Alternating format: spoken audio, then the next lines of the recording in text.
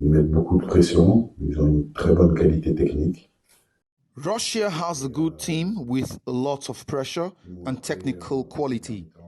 We did not play well in the first half. We didn't enforce our pressing game so well. But we were better in the second half with our pressing, and that made a difference for us. It was not an easy game. Mes joueurs, parce que c'était pas un match facile. Facile, c'est qu'on a joué contre une grande équipe. When I say the game was not easy, it was because we played against a very good team. They had their chances in the first half, and they took it. We had our chance, but the keeper saved it. In the second half, Russia had 2 chances, but we had 1 or 2, and we scored. Now we're talking about the future of my team, as we are preparing for the World Cup qualifiers. We made lots of changes to the squad, and our usual pressing game was a bit difficult because the new players are yet to fully understand how we want to play. So we need to keep working on our playing pattern and try to find balance. Sporting greetings. That was Super Eagles head coach Eric Chelle speaking right after that international friendly game between Nigeria and Russia. It finished 1-1. I think it was a balanced game of football, 2 halves shared. Russia did their bit in the first half. The Super Eagles bounced back in the second half. But he talked about Russia being a technical side, and I agree. He also talked about his team not understanding the pressing game because of some of the new players just joining. A lot of plugs didn't find where to fit into in that Super Eagles team. Let me not talk so much. Let me let you see the highlights. When we come back, there are some areas we need to touch.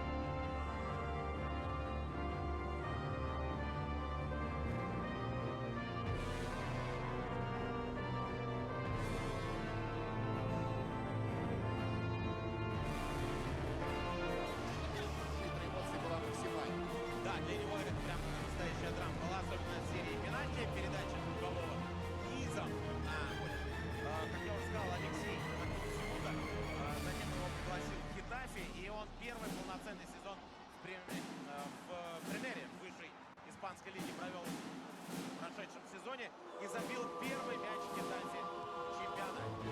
Это было в выездной игре против Атлетико Бильбао. Он вообще опорный полузащитник, но в Гетафе такая ситуация в начале сезона сложилась, что не в сегодняшнем случае. Это будет за только сборной России. Подача Мостового хорошая. И до Павличенко мяч не доходит. Здесь право защитнику.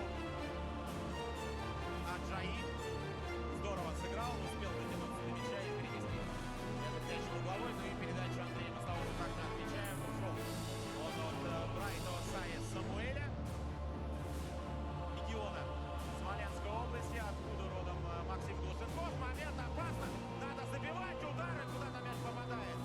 И в руку Ли, свисток Агаева, и показывает Агаев, что после удара Осипенко это была опасная игра защитнику, но там мяч прям чуть не по ленточке пролетел. Вот здесь мяч попал Эконбу. Но нет, руки не было. Сначала смотрим. Глушенков. Нет, здесь также мяч попадает в бедро. Успел 13-й номер Бруно. Оньемачи. Или Оньемачи. Снять мяч с ноги Осипенко. Дальше попытка снять мяч с ноги Мостового, а потом уже у него он выступал в свое время в голландском чемпионате за роттердамскую Спарту на правах аренды, был в Уотфорде, но там не играла. Сейчас хорошая атака, прострел низом и мяч в свои ворота отправляет сборная Нигерии. Классный пас, разрезающий на Даниила Кругового. От него проходит передача дальше в район вратарской. И 1-0 сборная России повела. Сильные вместе. И это была действительно классная комбинация. И под матушка земля. Сейчас радость на трибунах. Попить водички. Жарко. Смотрим вот эту передачу. Очень своевременную от Мостового. И хороший прострел от Кругового. До Камличенко мяч не дошел. Ну и здесь от ноги защитника Семи Аджаи из Бромвича мяч рикошетит в ворота. Но надо отметить всю комбинацию, как ушел от Брайта Исея Самуэля Круговой. И Альба там, и Виталий Кафанов, и Виктор Анопка. Ну и, разумеется, Николай Писарев. А вот сейчас опасно. Ух, какой забег! Какой забег! Удар! Сафонов! Матвей Сафонов, наш гигант из Краснодара. Как его представили на награждении, на такой церемонии встречи Пари Сен-Жермен после победы в Лиге Чемпионов. Матвей Сафонов. Шикарная реакция. Шикарный проход и супер скорость от Фисая Дели Баширу. И удар. Сафонов реагирует. Эрствор ворот не попал. Но как пробросил мимо Мелехина, как поезд мимо ничего. Просто пронесся парень и пробил Баширу. Здорово. Здорово было сыграно. И игроком сборной Нигерии провал у нас в центре обороны. Ну и атака. Давай тоже отметим. Прошла передача на Бонифейса и пошла голевая атака. А сейчас может быть наша. А сейчас забегает Глебов за спину Глушенкову. Момент, удар в ближний. Хорошее сбегание в штрафное, открывание от Мостового, своевременный пас от Глушенкова. Я бы еще отметил, конечно, Глебова. Колоссальнейший объем в первом тайме проделает именно он сейчас. За спину Глушенкова забегал, и передача хорошая на Мостового. Удар в ближний угол. Голкипер контролировал ближний угол, но удар был хорош, если бы пришелся в створ. Расстроен, разочарован Валерий Карпин. Очень хорошая игра. Сейчас потеря. Есть пространство у сборной Нигерии. Идет с мячом Кристиан Учи вперед. Подача! Удар головой. Вот и Бонифейс. Вот и Бонифейс. После подачи Учи головой бьет прямо в руки Сафонова.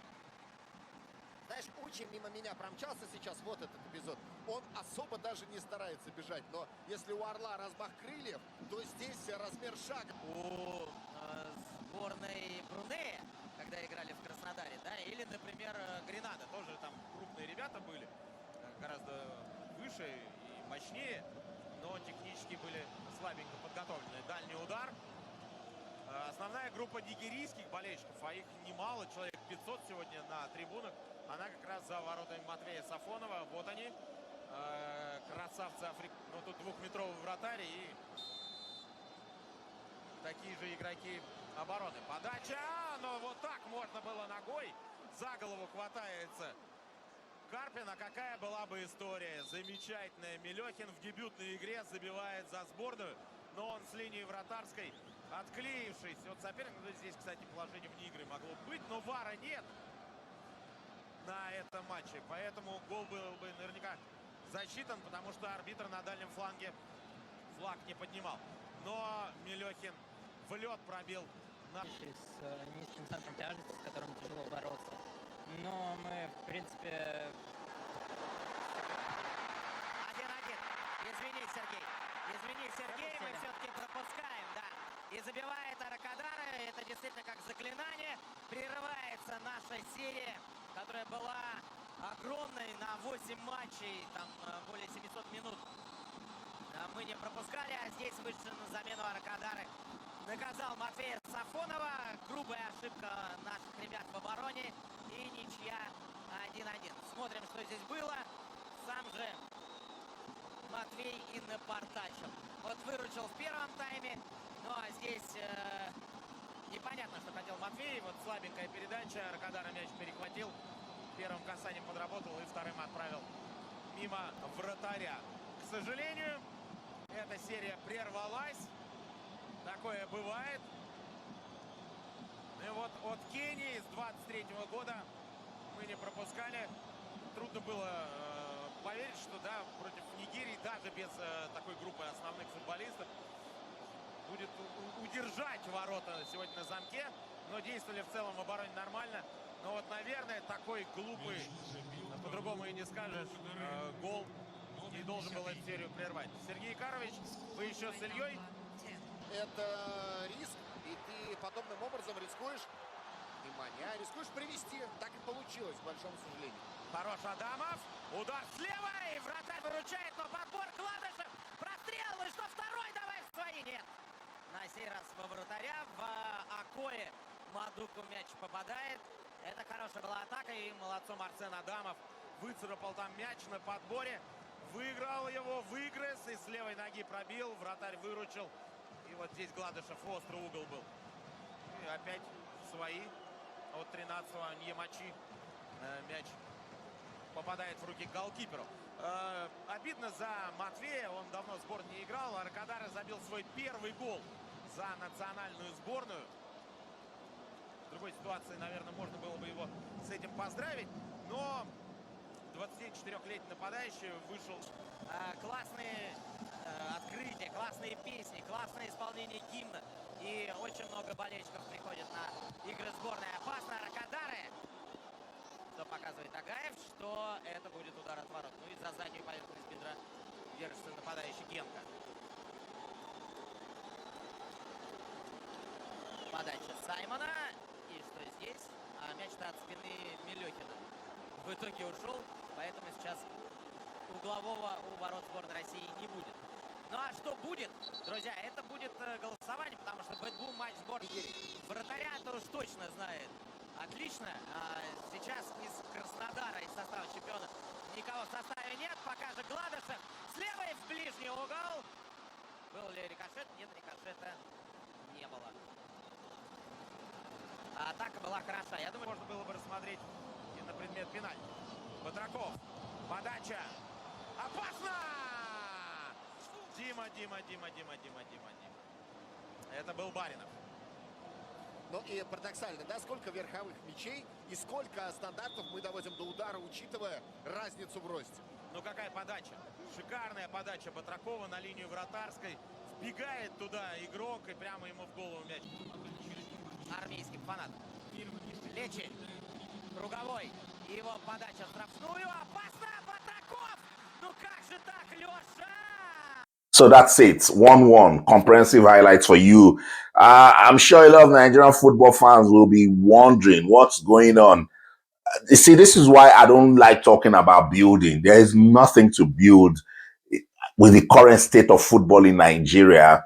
It's just about results because there's that big assignment coming in September. No stories, will be allowed. But I caught up with Eric Chelle just after the Unity Cup tournament in London. I'm sure you must have seen the interview. That's it right there. I tagged it, the game project. Eric Chelle, believes Nigeria is 100% confident that Nigeria will qualify for the World Cup. And I was asking him, where are you getting your confidence from? And he said, if he doesn't have confidence, then it means he should just quit the job and go home. That's a good one. He needs to operate with that philosophy of optimism. But execution matters. I like what he's trying to do with the team. First, guys, are you comfortable that Eric Chelle is playing the 4-4-2 with the diamond style? Look, I know we're strong on the wings, but are we effective in the midfield with a 4-4-2 formation? Because that's what he did against Russia. What do you think, guys? I think the defenders did fairly good. I think there was a bit of understanding, particularly the left wing, the left fullback and the right fullback. Bruno and Bright Osai Samuel were very good with the link-up plays. Trust Ekong set authority, and I think it rubbed off on Semi Ajayi. Unfortunately, that error that led to the own goal can happen to anyone. What about Maduka Okoye? I think he showed some confidence also. I think he did, some commanding authority. He showed that he wants to play for this team. Yes, he needs to still work on his ball distribution because that's very, very important. But he made some good saves. He came out big at some point, to show that, look, I want to be part of this team. And that is what competition does. Shout out to Stanley Wabali, who has shown some, consistency in that role and has been decent to an extent, So Maduka Okoye is looking up to you and say, okay, if I will get any chance in this team, I must be better than Stanley Wabali. And now that I got an opportunity to do just that, he took it. Let's talk about Fisayo Dele Bashiru. Now, that's a player I really like. I like him. He got just one chance and didn't take it. I think he's a breath of fresh air to the team, but football is a game of chances. When you get a chance, you take it. You just need to take it. But in terms of going into position, I think he was good getting into position, but picking the ball and knowing what to do with it next, he was guessing a lot, and that affected the play of the Super Eagles. But yeah, I like Frank Onyeka. I said it that it was a big shame he was not invited for that game against Zimbabwe. I think if Frank Onyeka was in that game, would have made a difference. He proved his quality again at the Unity Cup. And then today, it was... I think the midfield was just all over the place. I would have loved to see some bit of, coordination. Maybe that's what Eric Chelle was trying to talk about because of the players that are coming into the team and all of that. But yeah, the midfield didn't have direction. Moses Simon wasn't at his best that we know him to be. I mean, players have bad days, but you want to see a good team performance. That's what Eric Chelle needs to fix before September. Because just like this, you blink, you see September is here, and then we'll start saying all of these stories again. So that's not going to be good. Tolu Arokodare. He has proven a point. Came on as a substitute and he scored. That's the other side of Victor Boniface that is not happening. And a lot of football fans believe Victor Boniface has gotten enough opportunity with the Super Eagles and he has not taken it. And what was that post about? So this is my problem with Victor Boniface. I like that you're yourself. I love that you put mental health in check, you're a joker and all of that. But when you have a bad game, you go and reflect. I'm not saying you should be sober forever, but you don't just now try to make people look like, oh, what are you talking about? I've said it. The state of Nigeria football at the moment, there's no room for play. It's serious business. Qualifying for the World Cup after missing out of the 2022 World Cup in Qatar, Nigeria missing again in 2026, that's just going to take football in Nigeria 10 years backwards, and we should avoid it. So Victor Boniface needs to understand the assignment that when you're playing for the Super Eagles of Nigeria, it's serious business, and you need to treat it as such. So shout out to Tolu Arokodare for taking his chance, came on, one chance. And again, let me commend Eric Chelle and his high pressing game. So when I interviewed him, he said he wants to give Nigeria football an identity. Now, what are we doing with the ball when we don't have it? Now, check how they guarded. And then the Russian goalkeeper didn't know where to go with the ball. And when he made the pass, boom, Tolu instinctively, got into space, took the ball, and finished off so well. That was such an intelligent striker goal. So shout out to Tolu. And I'm sure this is just the first of many, because I see that the hard worker. I've watched him train with the team in London. He always wants to score goals. He's giving his best. Now we have Tolu, we have Desas. Let's also make it competitive that if Victor Osimhen is not around, we have strikers who will step up, because Victor Boniface apparently has shown that he is not part of that competition, So shout out to Tolu and Siri Desas also. I've talked about Dele Bashiru and the substitutions. Everybody talking about substitution. Look, what Coach Chelle is trying to do with this team, unfortunately, he doesn't have that time to experiment, because at where the football is right now, I've said it. I told him to his face that, look, it's very delicate. No room for, I want to try this and that. Just get on the pitch and get the results. So I don't want to talk much about, this player came in and he didn't do this and he didn't do that. I'm talking about Tolu because he actually scored a goal when he came in. Ralph Onyedika, that was the player I was trying to also remember. I like Ralph. I think he's a very purposeful midfielder. He's also results-oriented, covers the spaces so well, and is not big on fouls, but some way, somehow, there was no connection between him, Frank Onyeka, Moses Simon. As I said, the midfield was all over the place. So with this result, 1-1, the Super Eagles are now unbeaten in their last 5 matches. Russia before the game was unbeaten in 8. Now it is 9. So I think it was a good, good test for Coach Eric Chelle and his team. We'll wait to see what's going to come out next before September. But there's still a lot of work to be done. And each time I speak to Coach Chelle, he kept saying we need to work and improve. But hey, guys, what do you think? From what you've seen, from the Unity Cup to this friendly against Russia, is the Super Eagles making progress under Eric Chelle? Let's talk about it. I'll see you around again. That's it.